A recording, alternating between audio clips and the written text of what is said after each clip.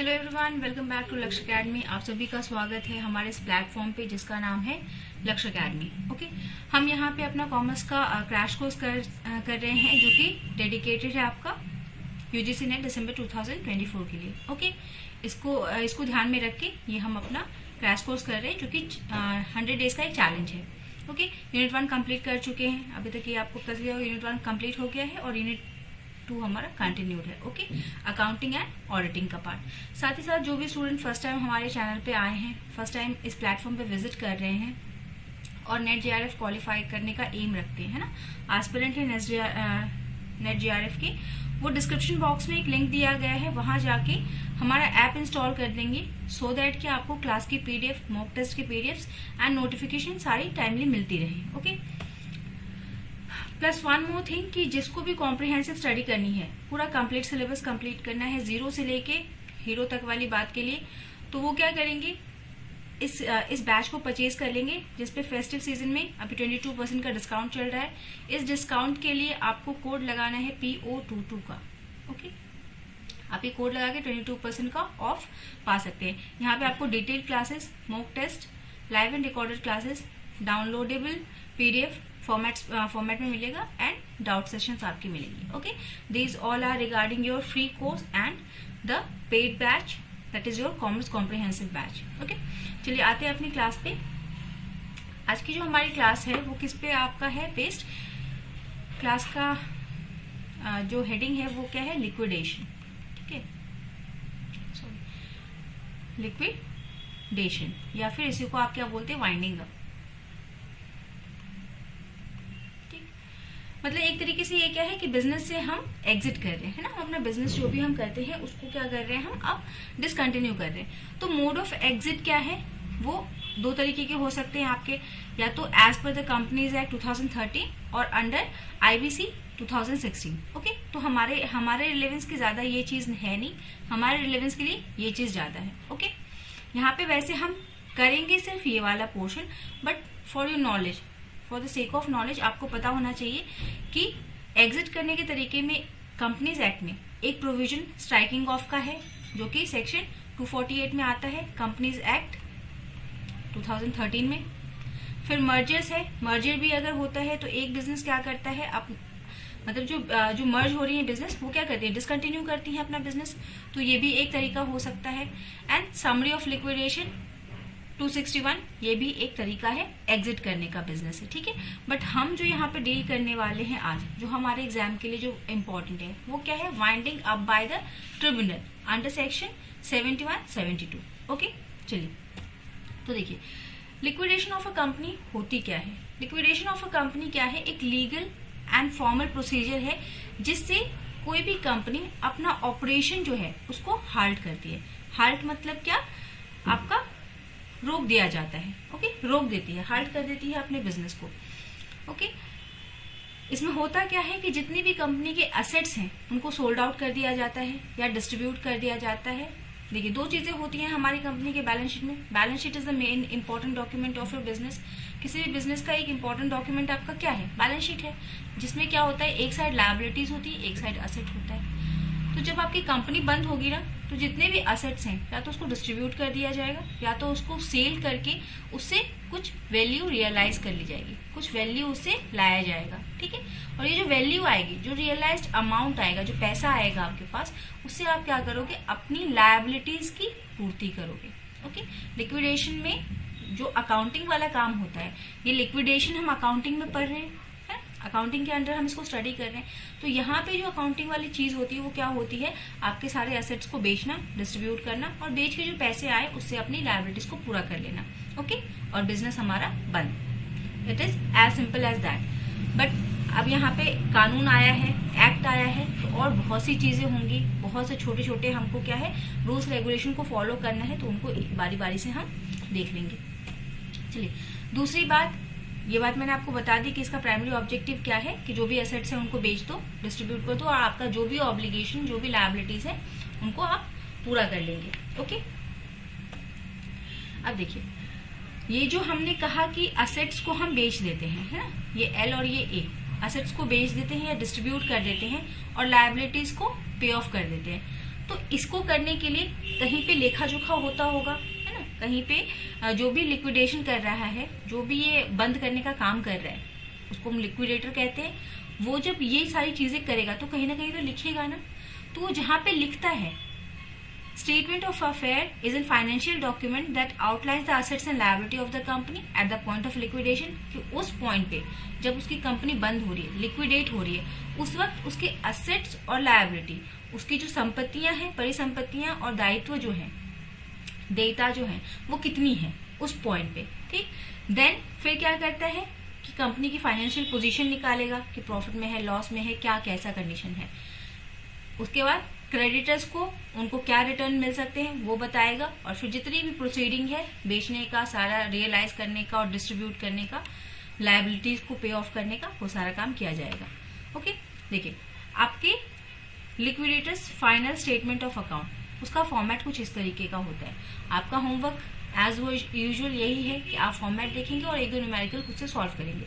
बाद बाकी जब हम मॉक लेंगे तो उसमें ये सारी चीजें क्या है, हम क्वेश्चंस भी करेंगे, वहां पे जो आपके डाउट्स होंगे उसको हम सामने लेके आएंगे और देखेंगे कि कैसे क्वेश्चंस आते हैं और कैसे आ सकते हैं, हमको क्या क्या करना है। जो हमारा पैटर्न है क्लास का उसी पे करेंगे। ठीक है, आप रिसिप्ट साइड में लिखते हैं आपके पास कैश इन हैंड कितना है, कैश एट बैंक कितना है, असेट्स को बेच के कितना पैसा आया, surplus realise from the secured creditor से कितना सरप्लस बचा, कॉल्स इन एरियर क्या है, जो शेयर्स पे हमने कॉल्स इन एरियर की बात की थी वो कितना है, और amount receive from the calls on share, अगर कुछ बाकी रह गया था मांगना पैसा शेयर पे जो हमने वाइंडिंग अप के लिए बचा के रखा था, याद है आपको, उस पैसे को मांग लेंगे हम। ठीक है, और फिर उसके बाद जितने भी हमारे लायबिलिटीज हैं उनको एक एक करके पे करेंगे। लेकिन एक एक करके पे करने का मतलब कि किसको सबसे पहली प्रायोरिटी मिली है उसको सबसे पहले देंगे, जितने भी सिक्योर्ड वाले हैं उनको पहले देंगे, और फिर बाद में जब अगर कुछ बचता है तो हम किसको देंगे, प्रेफरेंस शेयर होल्डर को, और उसके भी बाद अगर कुछ बचेगा तब जाके बेचारे इक्विटी शेयर होल्डर्स को आपके मिलता है। ठीक है, तो ये क्या है आपका स्टेटमेंट ऑफ अफेयर, ओके, जो लिक्विडेटर बनाता है। चलो, तो ये हमने देख लिया कि लिक्विडेटर का जो फाइनल स्टेटमेंट ऑफ अकाउंट होता है उसका परफॉर्मा हमने देख लिया कैसे प्रिपेयर किया जाता है। नेक्स्ट हम आते हैं कि हमारे कितने टाइप के लिक्विडेशन होते हैं, है ना, ये देख लेते हैं। देखिए अब टाइप ऑफ लिक्विडेशंस कितने होते हैं। ठीक है, there are several types of liquidations, each distinct, सब में अपना क्या है, अलग अलग प्रोसेस है, अलग अलग इम्प्लीकेशंस है। सबसे पहला है आपका मेंबर्स वॉलंटरी लिक्विडेशन। ठीक, जो कंपनी के मेंबर्स हैं वो चाहते हैं कि कंपनी लिक्विडेट हो जाए, बंद हो जाए। देन क्रेडिटर्स, मेंबर्स मतलब क्या, शेयर होल्डर्स है, जो कंपनी के मालिक हैं वो चाहते हैं, कंपनी के लोग चाहते हैं। देन है क्रेडिटर्स वॉलंटरी लिक्विडेशन, क्रेडिटर्स चाहते हैं कि ये कंपनी बंद हो जाए। क्रेडिटर्स जिन्होंने कंपनी को पैसे दिए हैं, है ना, वो उनको लगता है कि अब ये कंपनी जो है लॉस में जा रही है और अब रिकवर होने का कोई चांस नहीं है, तो इससे अच्छा है भैया आप अपनी कंपनी बेचो, अपने एसेट्स बेचो और हमारे पैसे हमको वापस कर दो। तो उस केस में क्या होता है, हमारा सीवीएल होता है, क्रेडिटर्स वॉलंटरी लिक्विडेशन होता है।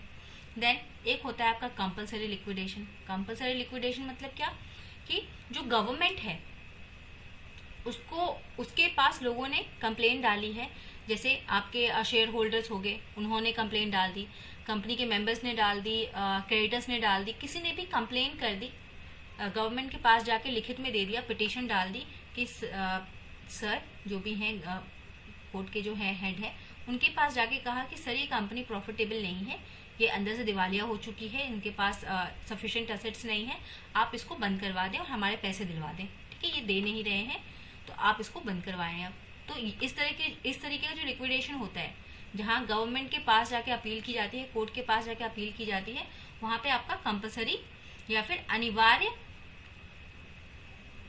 परिसमापन होता है। ठीक है, फिर एक प्रोविंशियल लिक्विडेशन होता है, अंतिम परिसमापन। ठीक है, प्रोविंशियल लिक्विडेशन में क्या होता है कि थोड़े समय के लिए बिजनेस को बंद किया जाता है, चेक किया जाता है उसके एसेट्स एंड लायबिलिटीज की पोजीशन को कि कंपनी कंटिन्यू करने लायक है या नहीं। ठीक है, मतलब किसी भी रीजन से कोई फ्रॉड हो रहा है, कुछ भी हो रहा है, तो थोड़े दिन के लिए कंपनी को बंद करके सारा लिक्विडेशन का प्रोसेस होता है थोड़े टाइम के लिए, और फिर चेक करते हैं कि कंपनी में सही में फ्रॉड तो नहीं हो रहा, कंपनी कहीं दिवालिया तो नहीं हो रही, ये सब काम किया जाता है। ओके, तो ये 4 मेन टाइप के आपके पास लिक्विडेशन है। ठीक है, ये मैंने आपको बता दिया है, शॉर्ट में बता देते हैं। मेंबर्स वॉलंटरी लिक्विडेशन जो है MVL आपका, इसमें क्या है, सॉल्वेंट कंपनी ये डिसीजन लेती है, मतलब कंपनी की सक्षमता है कि वो अपने देनदार को पैसे दे सकती है ना। अभी बिजनेस भी अच्छा चल रहा है, बट फिर भी वो चाहते हैं कंपनी को बंद करना, तो उस केस में आपका मेंबर वॉलंटरी लिक्विडेशन होता है। इसमें क्या होता है कि कंपनी जो है, जो डायरेक्टर्स हैं, वो क्या करते हैं, स्टैट्यूटरी डिक्लेरेशन करते हैं, संवैधानिक एक वैधानिक घोषणा करते हैं। ओके, अपनी सॉल्वेंसी का वो बताते हैं कि हम कैपेबल हैं अपने बिजनेस को चलाने के लिए, हम सक्षम हैं, बट फिर भी हमको बंद करना है, और हमने जो आपके पैसे लिए हैं, हमारे पास जो आपका डेट है, उसको हम 12 महीनों के अंदर अंदर आपका सारा चुकता कर देंगे। और ये डिक्लेरेशन करने के बाद शेयर होल्डर्स की मीटिंग बुलाई जाती है, उसमें स्पेशल रिजोल्यूशन से इस चीज को पास कराया जाता है। फिर आपका लिक्विडेटर अपॉइंट होता है, और सारी जो प्रोसीडिंग है आपकी लिक्विडेशन की, वो सब कुछ होता है कि असेट्स को बेचना, और फिर क्या है, जो लायबिलिटीज है उनको पे ऑफ कर देना। ठीक है, ये सारा काम होता है। ये हो गया आपका MLV। फिर क्रेडिटर लिक्विडेशन कब शुरू होता है, जब आपका कंपनी इंसॉल्वेंट हो। ठीक है, खुद से बंद नहीं कर रही हो, तो क्या है, क्रेडिटर्स क्या करते हैं, वो इनिशिएट करते हैं, वो बोलते हैं कि नहीं भैया, कंपनी अच्छी नहीं चल रही है, हमारे पैसे आप नहीं दे पाओगे, तो कंपनी बंद करो, अपने एसेट्स बेचो और हमारा पैसा हमें वापस कर दो। ठीक है, ये प्रोसेस स्टार्ट कैसे होता है, directors calling a meeting of share holders. यहाँ पे भी डायरेक्टर्स ही मीटिंग कॉल करते हैं to pass a resolution for liquidation. Meeting बुला करके उसमें रेजोल्यूशन पास किया जाता है लिक्विडेशन के लिए। ठीक है, समापन के लिए एक प्रस्ताव पारित किया जाता है। ठीक है, जब पहले शेयर होल्डर्स की मीटिंग बुलाई जाती है, फिर क्रेडिटर्स की मीटिंग बुलाई जाती है। क्रेडिटर्स को बताया जाता है कि देखिए हमारी फाइनेंशियल पोजीशन ये है, और वहीं पे लिक्विडेटर को अपॉइंट करते हैं, जो इस समापन की पूरी प्रक्रिया को करेगा, उसको हम लिक्विडेटर कहते हैं। उस लिक्विडेटर को अपॉइंट किया जाता है, और फिर लिक्विडेटर आके अपना सारा काम करता है, सारे एसेट्स को बेचेगा, और फिर उससे आए हुए पैसों से जो है आपका क्रेडिटर्स का पेमेंट कर देगा। ठीक है, लायबिलिटीज को पे कर देगा। कंपलसरी आपको बता दिया, बाय द कोर्ट ऑर्डर होता है। और ये कोर्ट ऑर्डर क्यों आता है, पिटीशन दिया गया होता है डायरेक्टर की तरफ से, क्रेडिटर की तरफ से डायरेक्टर, शेयर होल्डर, या फिर जब कंपनी पैसे ना दे पा रही हो, इस कंडीशंस में ऐसा आपका पिटीशन दिया जाता है। ओके, और इसमें कंपनी लिक्विडेटर अपॉइंट नहीं करेगी, इसमें लिक्विडेटर कौन अपॉइंट करता है, आपका गवर्नमेंट ही अपॉइंट करता है। ओके, और फिर सारा प्रोसेस वही चलता है आपका। प्रोविंशियल आपको बता दिया है, टेम्परेरी होता है। अब देखिए, जो लिक्विडेटर है वो क्या क्या काम करता है। सबसे पहले वो प्रारंभिक कुछ कदम लेगा, देन शेयर होल्डर्स का रेजोल्यूशन पास करवाएगा, क्रेडिटर्स की मीटिंग बुलवाएगा, शेयर होल्डर्स की मीटिंग बुलवाएगा, उसमें रेजोल्यूशन पास करवाएगा। शेयर होल्डर्स की मीटिंग के बाद ही क्रेडिटर की मीटिंग होगी। ठीक है, फिर उसको फाइनेंशियल पोजीशन बताएंगे क्रेडिटर्स को कि देखिए ये स्थिति है कंपनी की। फिर ये जब सारी मीटिंग्स हो जाएंगी, सारी मीटिंग्स होने के बाद नोटिफिकेशन निकलेगा कि ये कंपनी, जो फलाना कंपनी है, XYZ कंपनी, ये XYZ कंपनी लिक्विडेट होने जा रही है, और उसके जितने भी डॉक्यूमेंट्स हैं उसको रजिस्ट्रार ऑफिस में, कंपनीज एक्ट के रजिस्ट्रार ऑफिस में सबमिट कर दिया जाएगा। नोटिफिकेशन एंड फाइलिंग, अधिसूचना और फाइलिंग की जाती है। फिर लिक्विडेटर्स का एक्टिविटी स्टार्ट होता है, वही सेलिंग और फिर लायबिलिटी को पे करने वाला, सेट लायबिलिटी वाला।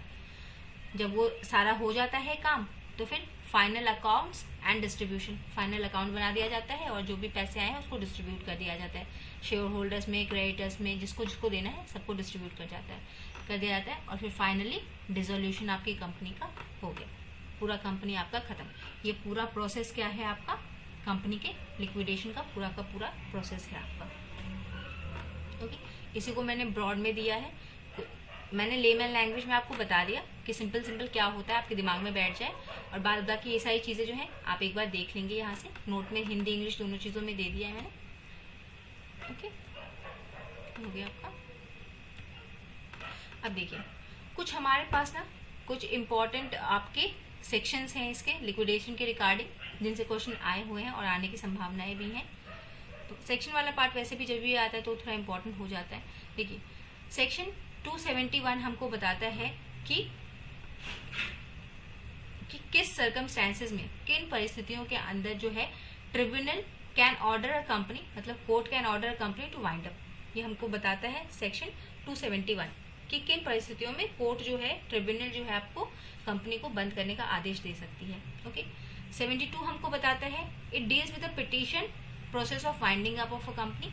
पिटीशन मतलब पिटीशन कैसे करना है, कैसे स्टार्ट होगा पिटीशन, ये सारी चीजें हमको कहाँ पता चलती हैं 272 में। जो पिटीशन हमने देखा कि क्रेडिटर, डायरेक्टर ये लोग देते हैं पिटीशन कंपनी को बंद करने का। देन आता है 304। 304 किसी कंपनी को स्वैच्छिक समापन को कवर करती है। जब स्वैच्छिक समापन होता है, वॉलंटरी लिक्विडेशन, उसको ये कवर करती है।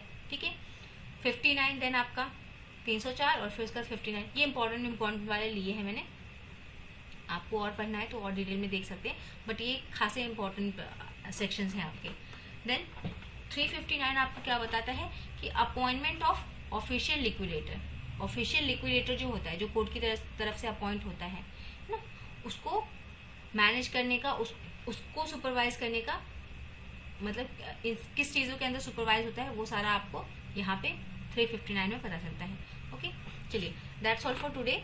अब इसमें एक आपका इम्पॉर्टेंट पार्ट रह जाता है कि जो ये हम बोल रहे हैं ना कि हम असेट्स को रियलाइज करते हैं, असेट्स को बेचते हैं, है ना। तो असेट्स को बेचने वाला पार्ट जो है, जहां से पैसे हमको रियलाइज होते हैं, हमको पैसे मिलते हैं, है ना, जिन पैसों से हम अपने लायबिलिटी को पूरा करते हैं, लायबिलिटी को पे आउट करते हैं। ये रियलाइजेशन का प्रोसेस जो है बस सुनने में एक शब्द लग रहा है, बट ये काफी वास्ट है। देखिए पार्टनरशिप में भी आपका एक गुडविल का पोर्शन था ना कि गुडविल का वैल्यूएशन आता है, वो हमने वहां पे छोड़ दिया है, तो उसको भी हम यहाँ पे इंक्लूड करेंगे कि गुडविल का वैल्यूएशन कैसे होता है आपका। फिर आपका जो क्या है शेयर्स का वैल्यूएशन कैसे होगा, डिवेंचर का वैल्यूएशन कैसे होगा। पहले तो उसकी वैल्यू निकालेंगे ना, बेचने से पहले तो उसकी वैल्यू निकालेंगे। आप मार्केट में भी कोई चीज बेचने के लिए जाते हैं तो पहले दाम पता करते हैं ना कि अभी मार्केट में इसका प्राइस क्या चल रहा है ना, इसकी कंडीशन देख के कितने पैसे मिल सकते हैं, तो वही वैल्यूएशन है। तो वो काफी इंपॉर्टेंट टॉपिक है, नेक्स्ट क्लास में हम वही डिस्कस करेंगे। ठीक है चलिए, तो दैट्स ऑल फॉर टुडे। किसी को भी कॉम्प्रिहेंसिव बैच लेना है, फ्रॉम स्क्रैच प्रिपरेशन स्टार्ट करनी है, तो इस कॉम्प्रिहेंसिव बैच में आपको डिटेल क्लासेस मिलेंगी, मॉक टेस्ट मिलेंगे, live and recorded classes, downloadable PDFs मिलेंगे एंड आउट सेशंस मिलेंगे। अभी फिलहाल फेस्टिव सीजन में आपका 22% का डिस्काउंट चल रहा है, जिसके लिए आपको कोड लगाना है PO22 का। ये कोड लगा के जरूर से परचेज कर ले बैच और अपनी नेट JRF की प्रिपरेशन को स्ट्रेंथन करें। चलिए thank you everyone, thank you for joining the session. Have a nice day, have a nice and wonderful day.